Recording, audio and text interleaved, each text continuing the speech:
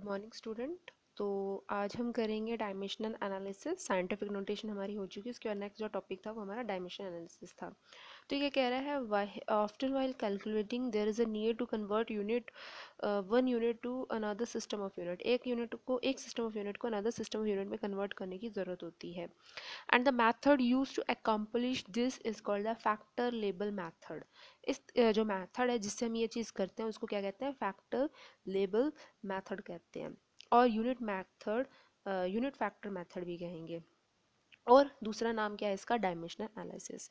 तो अब इसको हम यहाँ डिटेल में पढ़ेंगे with the help of an example. एक एग्जांपल से इसे इलुस्ट्रेट करेंगे। एग्जांपल है a piece of metal is 3 inches. ठीक है, आपके पास एक मेटल का पीस है जिसकी लेंथ कितनी है? 3 इंच है। इसको आपको किस में रिप्रेजेंट करना है? Represented in inch. इसको इंच में रिप्रेजेंट कर रखा है। Long, what is the length in centimetre. इसकी सेंटीमीटर में लेंथ कितनी होगी? तो हम जानते हैं कि 1 इंच के अंदर कितने सेंटीमीटर होते हैं? 2.54 सेंटीमीटर्स होते हैं। ठीक है, तो 1 inch is equals to this. ठीक है, अब हम एक सेंटीमीटर में कितने इंच होंगे? तो एक सेंटीमीटर में होंगे 1/2.54। तो हम निकाल देंगे 3 इंचेस के अंदर यानी कितने सेंटीमीटर होंगे। तो हम क्या करेंगे इसको यहाँ पर। ठीक है, एक बार इसने ये किस तरह से आपको यूनिट बनाने का शो कर रखा है कि इस क्वांटिटी को अगर आप यहाँ ले जाओगे तो यहाँ पे क्या रह जाएगा? ओनली 1 रह जाएगा। और अगर हम इस क्वांटिटी का रेसिप्रोकल ले लेते हैं या फिर हम इस इंच को यहाँ पे ले आते हैं तो भी यहाँ पे 1 रह जाएगा। ठीक है, तो हम यहाँ से कह सकते हैं कि ये जो क्वांटिटी है ये भी इक्वल टू 1 है और ये जो फिजिकल क्वांटिटी है ये भी 1 है। ठीक है, बोथ आर यूनिट फैक्टर। दोनों के जो फैक्टर्स हैं वो यूनिट हैं। If some multiply by this factor, अगर किसी को भी इस फैक्टर से यू मल्टीप्लाई कर दें तो उसकी जो वैल्यू है वो अफेक्टेड नहीं होगी। यानी कि अगर हम इससे मल्टीप्लाई कर दें या फिर हम इससे मल्टीप्लाई कर दें तो उस वैल्यू की जो फैक्टर की जो वैल्यू है वो चेंज नहीं होगी। ठीक है, से 3 इंचेस, अगर हम मान लो कि हमने 3 इंचेस को मल्टीप्लाई कर दिया, 3 इंच को क्या कर दिया? इस फैक्टर से मल्टीप्लाई करेंगे तो क्या होगा? इंच से इंच कैंसिल हो जाएगा और आप 3 को इससे मल्टीप्लाई करोगे तो आपके पास आंसर कितना आएगा? 7.26 सेंटीमीटर आएगा। The now the unit factor by multiplication is done by the factor. यानी यूनिट फैक्टर जो है ये है हमारे पास यहाँ पर इस केस के अंदर, जिसने हमें क्या दी है? डिजायर्ड यूनिट दी है। ठीक है, और जो न्यूमिनेटर जो है should be the part which is required to desired result. देखो ये क्या कह रहा है कि जो भी रिजल्ट लेते हैं हम, न्यूमिनेटर और ये वाला जो पार्ट है ये दोनों सेम होना चाहिए। ठीक है, it should also be noted the above example that unit can be handle just like other numerical part. जिस तरह से हम न्यूमेरिकल पार्ट्स को हैंडल करते हैं उसी तरह यूनिट्स को भी हैंडल करेंगे। कैसे हैंडल करेंगे? जैसे मैंने अभी आपको बताया था, हमने इसको इससे कट कर दिया। ठीक है, तो इसी तरह से हम इसे हैंडल करेंगे। It can be cancelled, divide, multiply, squared and be study the more. इसको हम ज़्यादा एग्जांपल से कर सकते हैं। जैसे कि आपके पास एक जग दे रखा है, जग कंटेन 2 लीटर ऑफ वाटर। जग के अंदर 2 लीटर वाटर है, इसको वॉल्यूम में कन्वर्ट करना है, volume of milk in metre cube. अब हमें पता है 1 लीटर के अंदर कितने होते हैं? 1000 सेंटीमीटर क्यूब होते हैं। ठीक है, और 1 मीटर के अंदर कितने सेंटीमीटर होते हैं? 100 होते हैं। तो अगर हम क्या करें, इसको इधर ले आएँ। ठीक है, 1 metre divided by 100 is equals to 1। या फिर आप इस 1 मीटर को इधर ले आओगे तो आप कहोगे 100 centimetre divided 1 metre is equals to 1। So अगर हमें मीटर चाहिए है तो हम क्या करेंगे? दोनों साइड क्यूब करेंगे। ठीक है, तो यहाँ पे 1 का क्यूब आएगा और 1 का क्यूब क्या होता है? 1 होता है। चाहे आप इस यूनिट का क्यूब कर दो चाहे आप इस यूनिट का क्यूब कर दो। तो आपके पास क्या आ गया यहाँ पे? 1 metre cube divided by 10⁻⁶ centimetre cube. अब हमें 2 लीटर निकालने हैं। 2 लीटर को किस में कन्वर्ट करना है? सेंटीमीटर क्यूब में कन्वर्ट करना है। तो इस फैक्टर से मल्टीप्लाई कर देंगे हम। ठीक है, या फिर आप पहले इसको सेंटीमीटर क्यूब में कन्वर्ट करो। तो हमें पता 2 लीटर के अंदर कितने सेंटीमीटर होते हैं? 1000 हो जाएंगे। और फिर हमें क्या करना है? सेंटीमीटर क्यूब को मीटर क्यूब में चेंज करना है। तो आप क्या करोगे? ये वाली जो वैल्यू है हमारे पास ये आई है जो, इससे मल्टीप्लाई कर देंगे। तो मल्टीप्लाई करेंगे तो क्या होगा? सेंटीमीटर क्यूब से सेंटीमीटर क्यूब कैंसिल, 10⁻³ से कैंसिल हो जाएगा तो नीचे कितना आएगा? 10⁻³ आ जाएगा। और 2 डिवाइडेड बाई 10 की पावर पॉजिटिव ऊपर लेके जाएंगे पावर को तो 10 की पावर क्या आ जाएगा? -3 मीटर क्यूब आ जाएगा। ठीक है, नेक्स्ट एग्जाम्पल है how many second are there in 2 days। 2 दिन के अंदर कितने सेकंड होते हैं? हमें पता है एक दिन के अंदर कितने आवर्स होते हैं? 24 आवर्स। ठीक है, तो हम कह सकते हैं 1 डे डिवाइडेड बाय 24 आवर्स और 1 is equal to 24 hour divide by 1, दोनों का आंसर 1 आएगा। एक आवर में कितने मिनट होते हैं 60। ठीक है, तो इसको यूनिट फैक्टर बना सकते हैं हम, एक बार इसको इधर ले जाकर एक बार इसको इधर ले जाकर।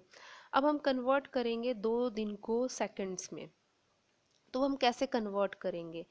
तो हम क्या कहेंगे कि 2 दिन के अंदर हमें सेकंड्स फाइंड आउट करने हैं, हमें फाइंड आउट करना है 2 दिन के अंदर कितने सेकंड होते हैं। तो हम मल्टीप्लाई करेंगे जो यूनिट फैक्टर है, यानी कि 2 डेज़ को पहले 24 डिवाइडेड बाई डेज, फिर मिनट्स को 60 minute divided 1 hour, 60 second divided 1 minutes. तो हमारा क्या होगा, डे से डे कैंसिल, मिनट से मिनट कैंसिल, आर से आर कैंसिल, और आंसर किस में आ जाएगा हमारा 2 दिन के अंदर कितने होते हैं 172,800 सेकेंड्स होते हैं।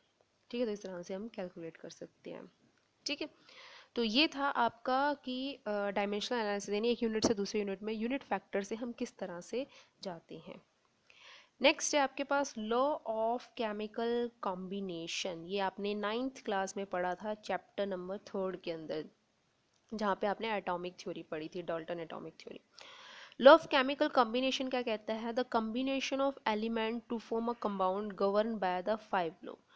जब भी 2 एलिमेंट, मान लो कि एक एलिमेंट ए है और ये कंबाइन हो रहा है बी के साथ, और ये हमें क्या दे रहा है, सी दे रहा है, तो इस तरह की कॉम्बिनेशंस को हम क्या कहते हैं, केमिकल कॉम्बिनेशन कहते हैं। और यहाँ पर जो लॉ होंगे, कौन कौन से लॉ गवर्न करेंगे, ये जो 5 लॉज हैं, जिनमें से 2 लॉ आप कहाँ पढ़ चुके हो, 9th और 10th, कुछ लॉज को आप 9th और 10th में पढ़ चुके हो। सबसे पहला है law of conservation of mass. जब भी केमिकल रिएक्शन होती है तो मास हमेशा कंजर्व रहता है।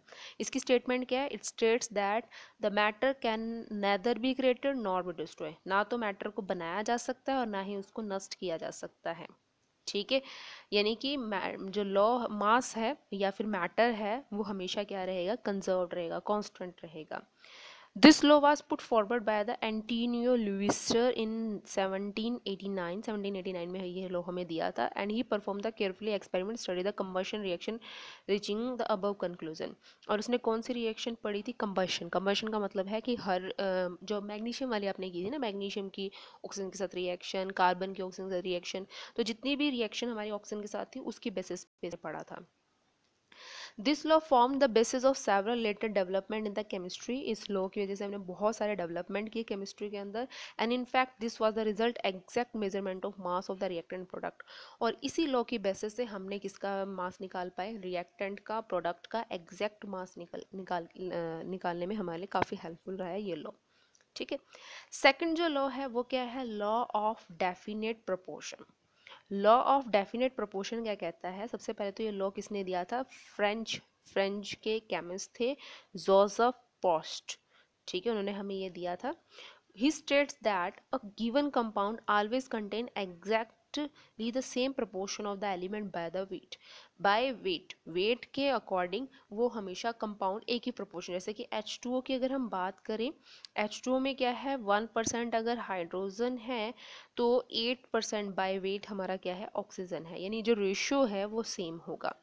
Post worked with the 2 sample cupric carbonate. उसने 2 सैंपल, एक तो कॉप्रिक कार्बोनेट की हेल्प से किया था, one of which the original name and other is the synthetic name. एक तो था उसका ओरिजिनल नेम था और दूसरा क्या था जो सिंथेसाइज किया था लैब के अंदर। And he found that the composition of element present in same both the sample. और दोनों सैंपल के अंदर जो कंपोजिशन थी वो सेम थी। उसने देखा कि अगर हम नेचुरल सैंपल लेते हैं तो उसके अंदर कॉपर कितना होता है हमारा 51.3%, ऑक्सीजन है 9.7% और कार्बन जो है 38.9%।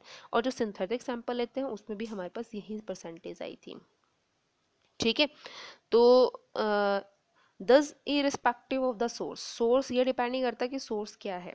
ठीक है, सोर्स हमने क्या ले रखा है, कार्बन हमने क्या ले रखा है, कार्बन कहाँ से लिया, ऑक्सीजन कहाँ से लिया है, बट जो ये कंपाउंड बनेगा इसमें जो जितने भी एलिमेंट हैं इनकी जो प्रोपोर्शन है वो हमेशा सेम रहेगी।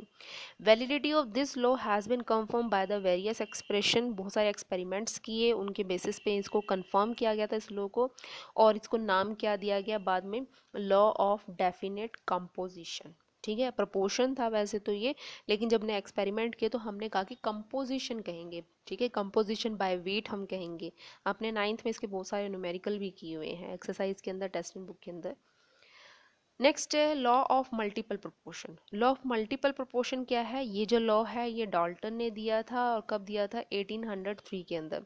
According to this law, if two element combine to form more than one compound, अगर एक एलिमेंट एक से ज़्यादा एलिमेंट बना रहा है, the mass of the element that combine with fix mass of the other element are in the ratio small whole number. तो वो हमेशा क्या होगा, जो भी मास है किसी एक एलिमेंट का, ठीक है, वो किसी अनदर एलिमेंट के फिक्स मास से कर रहा है, तो वो हमेशा एक स्मॉलेस्ट होल नंबर पे कंबाइन करें। ऐसा ऐसा नहीं है, जैसे कि H2 की अगर हम बात करें तो इसके दो होंगे, इसके एक एक होगा एटम और इसके दो एटम होंगे। ऐसा नहीं है कि इसका H2 का हाफ हो और ऑक्सीजन का 0.45, ऐसे ऐसे नहीं होंगे ये, ठीक है, कंप्लीट नंबर में होंगे। For example, hydrogen combine with oxygen form the two compounds, दो कंपाउंड्स बना रहा है हमारे पास, ठीक है, और उसको हमने क्या कहा, वाटर के बना रहा है। तो जैसे कि हम बात करें hydrogen plus oxygen is equals to water. Hydrogen क्या है, 2 है, ऑक्सीजन क्या है, 16 है, तो 18 ग्राम वाटर बनेगा। लेकिन अगर हम ऑक्सीजन का हाइड्रोजन का जो मास है वो फिक्स कर लिया, लेकिन ऑक्सीजन का मास हमने डबल कर दिया, तो अब हमें क्या मिलेगा, हाइड्रोजन पर ऑक्साइड मिलेगा, ठीक है, जिसको हम कहाँ यूज़ करते हैं, वॉश के लिए यूज़ करते हैं, बहुत सारे मेडिकल प्रोसेसेस होते हैं वहाँ पे हम इन्हें यूज़ करते हैं। तो जस्ट आपने देखा कि दोनों ही केस में ऑक्सीजन और हाइड्रोजन थे, लेकिन यहाँ पर हाइड्रोजन की अमाउंट फिक्स थी, लेकिन ऑक्सीजन की अमाउंट अलग थी। तो ऑक्सीजन की अमाउंट अलग अलग लेने की वजह से हमारे पास जो कंपाउंड्स हैं उसकी फॉर्मेशन अलग हुई है, ठीक है। नेक्स्ट है Gay Lussac law of gaseous volume. Gay Lussac law of gaseous volume क्या कहता है? सबसे पहले तो ये किसने दिया था? इसे गेल-ल्यूसिक ने दिया था। कब दिया था? 1808 के अंदर, ठीक है, 1808 में दिया था इसको।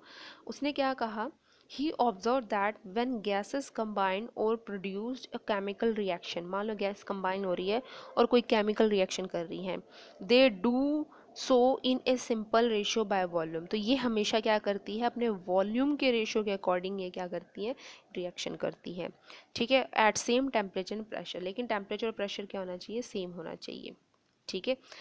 जैसे कि आप इस एग्जांपल से समझ सकते हो इस चीज़ को, एक मिनट छोटा कर लेते हैं हम इस चीज़ को, कि हमारे पास क्या है, हमारे पास है हाइड्रोजन, एक वॉल्यूम, दूसरा वॉल्यूम हाइड्रोजन का और एक वॉल्यूम है ऑक्सीजन का। तो ध्यान रखना कि इसका मान लो ये एक लीटर वॉल्यूम है, इसके 2 लीटर वॉल्यूम कंबाइन होकर हमें क्या देंगे, 2 वॉल्यूम देंगे वाटर वेपर के, ठीक है। तो आप यहाँ पे देखोगे H2O, तो 2 बार हाइड्रोजन के एटम है, इसलिए हमने 2 वॉल्यूम लिए हैं। तो 2 वॉल्यूम कंबाइन होकर हमें क्या दे रहे हैं, इसका 1 वॉल्यूम दे रहा है। तो बाय वॉल्यूम, जब भी गैसेस कंबाइन होंगी तो अपने वॉल्यूम के रेशियो के अकॉर्डिंग ये कंबाइन होंगी, ठीक है। तो ये था हमारा गेल-ल्यूसिक लॉ था, ठीक है। दस हम कह सकते हैं कि 100 gram of water combine with 50 gram of oxygen give 100 ml of water vapour, ठीक है। अगर 100 हमारे पास हाइड्रोजन है और 50 हमारे पास ऑक्सीजन है, तो हमें 100 ही क्या मिलेगा, वाटर मिलेगा, ठीक है। Thus the volume of hydrogen and oxygen combined together bear a simple ratio. तो बाय वॉल्यूम जिनका रेशियो वो कितना आता है, 2:1 आता है, ठीक है। Gay Lussac discover the integer ratio is a volume relationship actual law of definite proportion by mass. और इसने जो है इंटीजर दिया था वॉल्यूम के रेशियो के लिए, इसीलिए इसको हम क्या कहते हैं, law of definite proportion by volume कहते हैं। जो पहले वाला था वो डेफिनेट प्रोपोर्शन बाय मास था, ठीक है। Law of definite proportion is stated earlier with respect to mass, जैसे हमने पीछे बताया था। Gay Lussac was the explain popularly work of Avogadro. फिर गेल-ल्यूसिक के जो वर्क है उसको किसने अच्छे से एक्सप्लेन किया था, एविगेड्रो ने एक्सप्लेन किया था। एविगेड्रो ने क्या किया था, 1811 में एविगेड्रो ने कहा था कि equal volume of gases at same temperature और pressure should contain equal number of molecule. बहुत ज़्यादा इंपॉर्टेंट लॉ है ये, ठीक है, हमारी केमिस्ट्री का, कि अगर मेरे पास मान लो कि ये हाइड्रोजन के गैस है, ठीक है, इसका प्रेशर है मान लो P, और इसका टेम्परेचर है T, और इसका वॉल्यूम भी V है, ठीक है। इसके अंदर जितने नंबर ऑफ पार्टिकल्स हैं, अगर हम एक दूसरा कंटेनर ले लें, उसका प्रेशर भी P है, उसका टेम्परेचर भी T है, उसका वॉल्यूम भी V है, यानी जो H2 का था, और मान लो कि ये मेरी O2 है, तो जितने नंबर ऑफ मॉलिक्यूल इसके अंदर होंगे उतने ही नंबर ऑफ मॉलिक्यूल इसके अंदर होंगे। यानी कि गैस का अगर वॉल्यूम सेम है, प्रेशर सेम है, टेम्परेचर सेम है, तो नंबर ऑफ मॉलिक्यूल्स भी क्या होते हैं, सेम होते हैं। ठीक है। Avogadro made a distinction between atom and molecule is quite understandable in the present time. और एविगेड्रो ही था जिसने हमें बताया कि मॉलिक्यूल्स क्या हैं, एटम्स क्या हैं, और उनके बीच में हम अंडरस्टैंडिंग अच्छे से कर पाए। If we consider the reaction of oxygen and hydrogen to produce water, अगर हम ये रिएक्शन ले, simplest example, we see that the two volume of hydrogen combine one volume of oxygen. तो हमने पीछे देखा था कि दो वॉल्यूम है हाइड्रोजन के, कंबाइन कर रहे हैं एक वॉल्यूम ऑफ ऑक्सीजन के साथ, और क्या बना रहे हैं, दो वॉल्यूम वाटर के बना रहे हैं, विदाउट लीविंग एनी अनरिएक्टिंग ऑक्सीजन। लेकिन कोई भी ऐसी ऑक्सीजन नहीं है जो अनरिएक्टिंग रह रही है। Note in figure 1.9 each box contain equal number of molecules. ठीक है, यानी कि अगर आप देखें इस डायग्राम को, अगर हम देखें तो यहाँ पर एक यूनिट, अगर हम कहें कि यहाँ प्रेशर, इस पूरे रीजन का प्रेशर और टेम्परेचर सेम है, तो इस वॉल्यूम के अंदर, इस वॉल्यूम के अंदर, इस वॉल्यूम के अंदर नंबर ऑफ पार्टिकल्स क्या होंगे, सेम होंगे। सिमिलरली यहाँ पर वॉल्यूम चेंज हो रहा है, तो इसका मतलब इसके अंदर नंबर ऑफ पार्टिकल्स क्या हो जाते हैं, हमारे चेंज हो जाते हैं। ठीक है। और हम कह सकते हैं यहाँ पर, so in fact Avogadro could explain the above result by considering the molecule as polyatomic। और इस एक्सपेरिमेंट को उसने कैसे एक्सप्लेन किया था, उसने पॉलीएटॉमिक मॉलिक्यूल को समझाकर। उसने कहा कि अगर ये तो जस्ट एटम थे, ठीक है, जब दो एटम, अलग अलग एटम कंबाइन हो जाते हैं तो हमारे पास क्या आता है, एक पॉलीएटॉमिक आता है। ठीक है, पॉलीएटॉमिक मॉलिक्यूल हम इसे कहेंगे। पॉलीएटॉमिक मतलब एक से ज़्यादा एटम।